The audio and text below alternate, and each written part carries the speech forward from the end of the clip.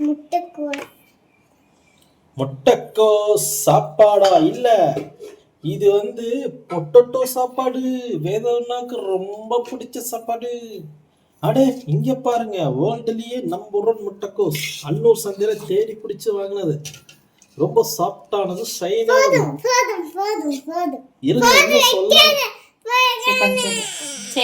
நிறைய சாப்பிடணும். இது என்னடா மினி ஆப்பிள் போல இருக்கு. French fries.